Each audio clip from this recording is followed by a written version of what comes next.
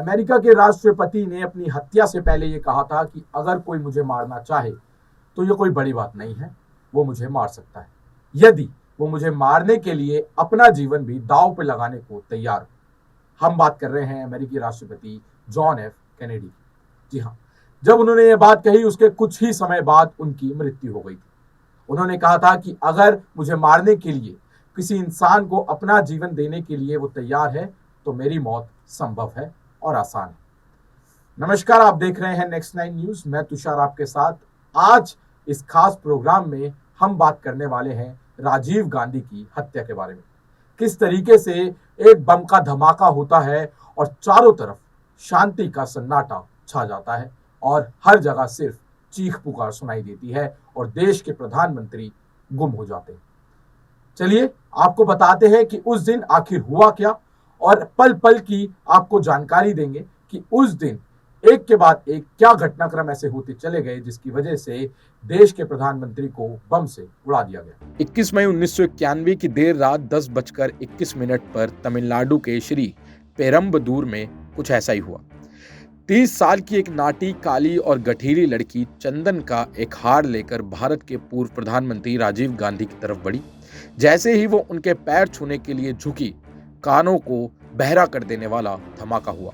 उस समय मंच पर राजीव के सम्मान में एक गीत गाया जा रहा था, राजीव का जीवन हमारा जीवन। अगर वो जीवन इंदिरा गांधी के बेटे को समर्पित नहीं है तो वो जीवन कहाँ का। वहां से मुश्किल से 10 गज की दूरी पर गल्फ न्यूज की संवाददाता और इस समय डेक्कन क्रॉनिकल बेंगलुरु की स्थानीय संपादक गीना गोपाल राजीव गांधी के सहयोगी सुमन दुबे से बात कर रही थी। नीना याद करती हैं, मुझे सुमन से बातें करते हुए 2 मिनट भी नहीं हुए थे कि मेरी आंखों के सामने बम फटा। मैं आमतौर पर सफ़ेद कपड़े नहीं पहनती। उस दिन जल्दी जल्दी में एक सफ़ेद साड़ी पहन ली। बम फटते ही मैंने अपनी साड़ी की तरफ देखा। वो पूरी तरह से काली हो गई थी और उस पर मांस के टुकड़े और खून के छींटे पड़े हुए थे। ये एक चमत्कार था कि मैं बच गई और आगे खड़े सभी लोग उस धमाके में मारे गए थे। नीना बताती हैं, बम के धमाके से पहले पट पट पट की पटाखे जैसी आवाज सुनाई दी थी। फिर एक बड़ा सा हुश हुआ और जोर के धमाके के साथ बम फटा। जब मैं आगे बढ़ी तो मैंने देखा लोगों के कपड़ों में आग लगी हुई थी। लोग चीख रहे थे और चारों तरफ भगदड़ मची हुई थी। हमें पता नहीं था कि राजीव गांधी जीवित है या नहीं। श्री पेरम्बदूर में उस भयंकर धमाके के समय तमिलनाडु कांग्रेस के तीनों चोटी के नेता जी के मूपनार, जयंती नटराजन और श्री राम मूर्ति मौजूद थे। जब धुआं छटा तो राजीव गांधी की तलाश शुरू हुई। उनके शरीर का एक हिस्सा आधे मुंह पड़ा हुआ था और उनका कपाल फट चुका था और उसमें से उनका मगज निकलकर उनके सुरक्षा अधिकारी पीके गुप्ता के पैरों पर गिरा हुआ था, जो स्वयं अपनी अंतिम घड़ियां गिन रहे थे। बाद में जी के मूपनार ने एक जगह लिखा, जैसे ही धमाका हुआ लोग दौड़ने लगे। मेरे सामने क्षत विक्षत सब पड़े हुए थे। राजीव के सुरक्षा अधिकारी प्रदीप गुप्ता अभी जिंदा थे।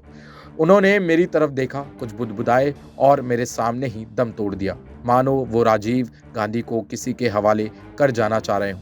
मैंने उनका सिर उठाना चाहा लेकिन मेरे हाथ में सिर्फ मांस के लोथड़े और खून ही आया। मैंने तौलिए से उन्हें ढक दिया। मूपनार से थोड़ी ही दूर पर जयंती नटराजन अवाक खड़ी थी। बाद में उन्होंने भी एक इंटरव्यू में बताया कि सारे पुलिस वाले मौके से भाग खड़े हुए। मैं शवों को देख रही थी इस उम्मीद के साथ कि मुझे राजीव ना दिखाई दे। पहले मेरी नज़र प्रदीप गुप्ता पर पड़ी। उनके घुटने के पास ज़मीन की तरफ मुंह किए हुए एक सिर पड़ा हुआ था। मेरे मुंह से निकला, oh my god, this looks like Rajiv. वहीं खड़ी नीना गोपाल आगे बढ़ती चली गई जहां कुछ मिनटों पहले राजीव खड़े हुए थे। नीना बताती है, मैं जितना भी आगे जा सकती थी गई। तभी मुझे राजीव गांधी का शरीर दिखाई दिया। मैंने उनका लोटो का जूता देखा और हाथ देखा जिस पर गुच्ची की घड़ी बंधी हुई थी। थोड़ी देर पहले मैं कार की पिछली सीट पर बैठकर उनका इंटरव्यू कर रही थी। राजीव आगे की सीट पर बैठे हुए थे और उनकी कलाई में बंधी घड़ी बार बार मेरी आंखों के सामने आ रही थी। इतने में राजीव गांधी का ड्राइवर मुझसे आकर बोला कि कार में बैठिए और तुरंत यहाँ से भागिए। मैंने जब कहा कि मैं यहीं रुकूंगी तो उसने कहा कि यहाँ बहुत गड़बड़ होने वाली है। हम निकले और उस एम्बुलेंस के पीछे पीछे अस्पताल गए जहाँ राजीव के शव को ले जाया जा रहा था। 10:25 पर दिल्ली में राजीव के निवास 10 जनपद पर सन्नाटा छाया था। राजीव के निजी सचिव विसेंट जॉर्ज अपने चाणक्यपुरी वाले निवास की तरफ निकल चुके थे। जैसे ही वह घर में दाखिल हुए, उन्हें फोन की घंटी सुनाई दी। दूसरे छोर पर उनके एक परिचित ने बताया कि चेन्नई में राजीव से जुड़ी बहुत दुखद घटना हुई है। जॉर्ज वापस 10 जनपथ भागे। तब तक सोनिया और प्रियंका भी अपने शयन कक्ष में जा चुके थे। तभी उनके पास भी ये पूछते हुए फोन आया कि सब कुछ ठीक तो है। सोनिया ने इंटरकॉम पर जॉर्ज को तलब किया। जॉर्ज उस समय चेन्नई में पी चिदम्बरम की पत्नी नलीना से बात कर रहे थे। सोनिया ने कहा जब तक वो बात पूरी नहीं कर लेते वो लाइन को होल्ड करेंगी। नलिनी ने इस बात की पुष्टि की कि राजीव को निशाना बनाते हुए एक धमाका हुआ है, लेकिन जॉर्ज सोनिया को यह खबर देने की हिम्मत नहीं जुटा पाए। 10:50 पर एक बार फिर टेलीफोन की घंटी बजी। रशीद किदवाई सोनिया की जीवनी में लिखते हैं, फ़ोन चेन्नई से था और इस बार फ़ोन करने वाला हर हालत में जॉर्ज या मैडम से बात करना चाहता था। उसने कहा कि वो खुफिया विभाग से है। हैरान परेशान जॉर्ज ने पूछा, राजीव कैसे हैं? दूसरी तरफ से 5 सेकंड तक शांति रही, लेकिन जॉर्ज को लगा कि ये समय कभी खत्म ही नहीं होगा। वो भर्राई हुई आवाज़ में चिल्लाए, तुम बताते हो कि नहीं कि राजीव कैसे हैं? फ़ोन करने वाले ने कहा, सर वो अब इस दुनिया में नहीं है। और इसके बाद लाइन डेड हो गई।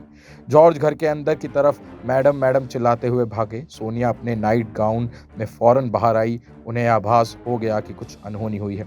आमतौर पर शांत रहने वाले जॉर्ज ने इस तरह की हरकत पहले कभी नहीं की थी। जॉर्ज ने कांपती हुई आवाज़ में कहा, मैडम चेन्नई में बस एक हमला हुआ है।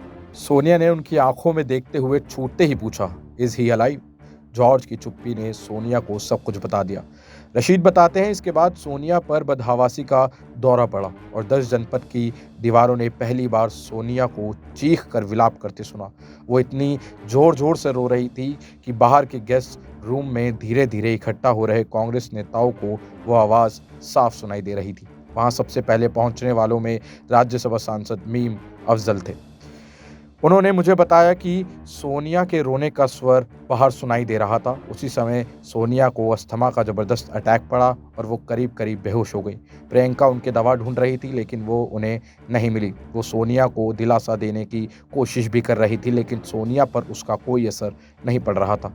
इस केस की जाँच के लिए CRPF के IG डॉक्टर DR कार्तिकेयन के नेतृत्व में एक विशेष जाँच दल का गठन किया गया। कुछ ही महीनों में इस हत्या के आरोप में LTTI को 7 सदस्यों को गिरफ्तार किया गया और मुख्य अभियुक्त शिवरासन और उसके साथियों को गिरफ्तार होने से पहले साइनाइड खिला दिया गया। इंदिरा गांधी के प्रधान सचिव रहे PC अलेक्जेंडर ने अपनी किताब my days with Indira Gandhi में लिखा है कि इंदिरा गांधी की हत्या के कुछ घंटों के भीतर उन्होंने ऑल इंडिया इंस्टीट्यूट के गलियारों में सोनिया और राजीव को लड़ते हुए देखा था। राजेश सोनिया को बता रहे थे कि पार्टी चाहती है कि मैं प्रधानमंत्री पद की शपथ लूं। सोनिया ने कहा, हरगिज नहीं, वो तुम्हें भी मार डालेंगे।